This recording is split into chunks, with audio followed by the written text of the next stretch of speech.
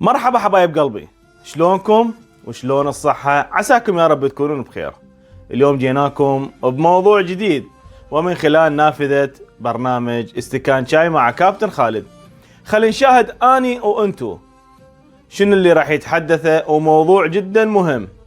مدير ومبرمج برنامج التيك توك الاشهر حاليا على مواقع التواصل الاجتماعي. خلينا نشاهد اني وانتو شنو اللي راح يتحدثه هذا الرجل. تابع الفيديو للاخير. So you have two kids. I do. Do they use TikTok? No, they're too young for that. So what ages are they? 8 and 6. Okay.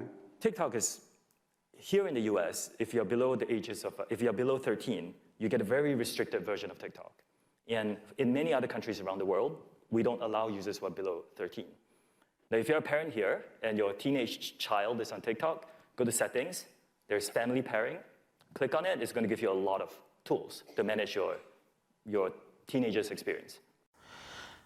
بعد ما شاهدنا اني وانتو الفيديو وشنو اللي تكلمه وشنو يتحدث هذا الرجل المسؤول والمدير التنفيذي لبرنامج التيك توك، ارجع واقول الاشهر حاليا على مواقع التواصل الاجتماعي، كيف يحمي اطفاله.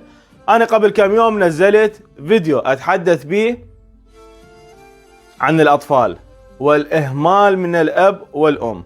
تقدرون تشوفون الفيديو السابق شنو اللي راح او شنو اللي تحدثته اصلا، وشنو التأثير السلبي على الاطفال والتأثير الهواتف الذكية على اطفالنا. اعتقد رسالة واضحة جدا الى كل اب والى كل ام بانه خلي يتابعون اطفالهم شنو اللي راح يشاهدوه من هاي البرامج، وشنو الاعلانات اللي موجودة حاليا على مواقع التواصل الاجتماعي خصوصا اليوتيوب.